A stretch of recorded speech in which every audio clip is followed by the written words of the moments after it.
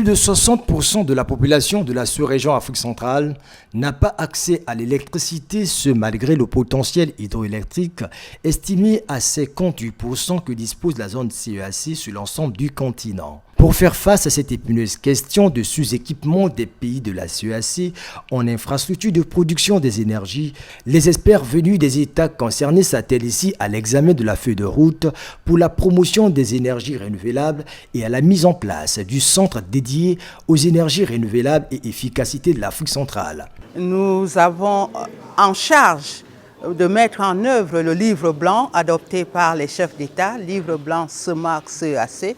Et à cet effet, l'une des dispositions nous amène à mettre l'accent en plus sur les énergies renouvelables qui sont des énergies propres, protégeant l'environnement et qui pourront permettre à moindre coût l'accès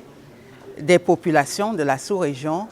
à l'électricité. À cette réunion technique, le ministre congolais en charge de l'énergie et dont le potentiel hydraulique du pays est de plus de 22 000 MW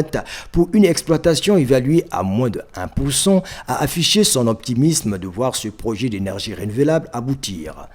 Il s'agit non plus d'être volontariste, mais nous avons foi quand on conduit des États à penser que les choses devaient aller pour le mieux. Il peut y avoir des difficultés, mais ce n'est pas des impossibilités que nous croiserons.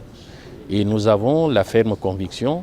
que nous irons de l'avant et que les besoins en énergie seront satisfaits dès lors que toutes les politiques seront mises en œuvre.